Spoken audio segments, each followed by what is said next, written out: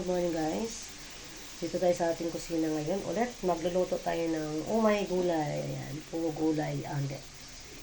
Ginisang gulay kasi favorite po ng naming tatlo to. So, kahit pa ulit-ulit nating lutuin is masarap pa rin. Broccoli again. Bell pepper, and ayan ang ating patatas, carrots, at yung ating chicken. Ayan, nakagisa na po yung ating chicken, guys. Ayan na po yung ating marinated na chicken, guys. Hinisa na po natin. Ayan. Para siyang chicken fillet. Marinated na siya. At wala na lang, walang buto. Ayan. Angkot siya natin siya dyan. Hinisa natin sa sibuyas at saka bawang na maraming paminta. Lagyan natin yung paminta. Ayan, takpan natin muna kasi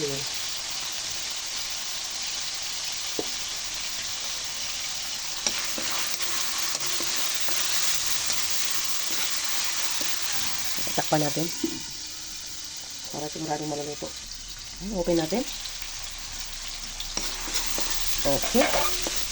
Lagyan natin ang ating nor. Chicken yung ating sahog. So, nor chicken din ang ating ilalagay. Madali lang naman naluto to kasi marinated na po yung chicken, and ayan, malambot lang naman yan kasi breast part. And puro laman at manipis yan pagkahiwa. So ilagay na natin yung ating gulay. Umay gulay. Carrots.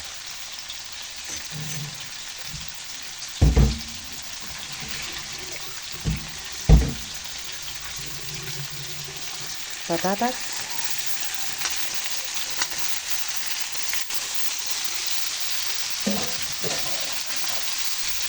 Ayan, ang dami pong gulay pero konti lang ang sahog. Napansin niyo po ba? Siyempre, napansin niyo yan. Kasi guys, kami pag naggulay, hindi yan pinapansin yung laman. Sahog. Pagka ditong gulay po talaga, i-favorite namin tatlo. Kaya dito kami magkasundo kaming tatlo, no? Ang aking mga anak.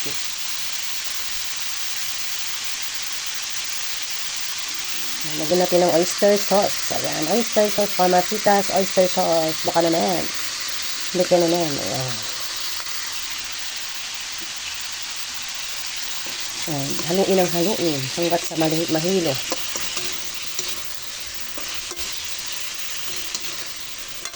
Ayan.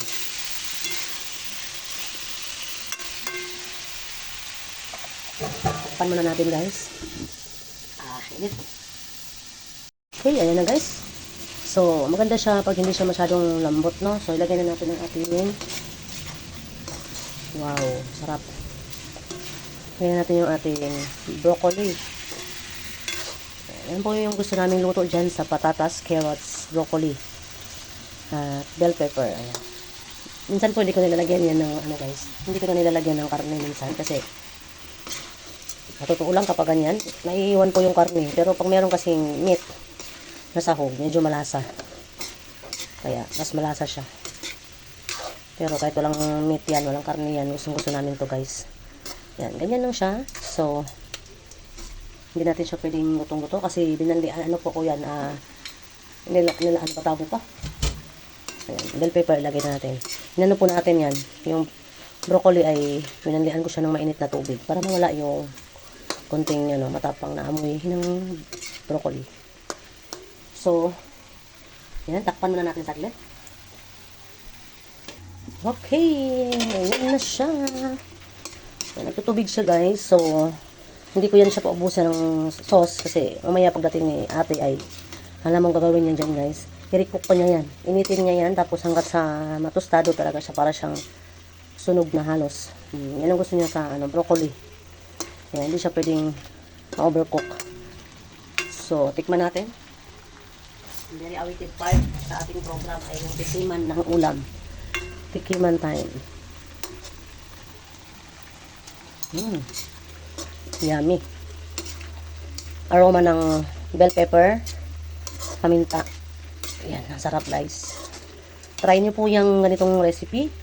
Kahit kunting patatas lang, kunting carrots, at saka isang pirasong broccoli. Kasi sa broccoli ay sobrang mahal. Yung isang piraso kong broccoli, 70 pesos. Kaya, syempre, kung nagtitipid tayo,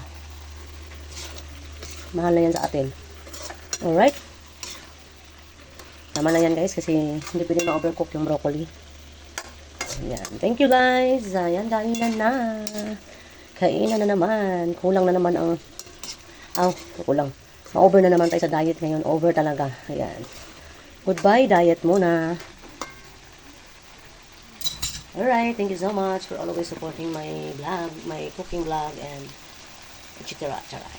Thank you so much. Bye-bye and God bless. Love you all.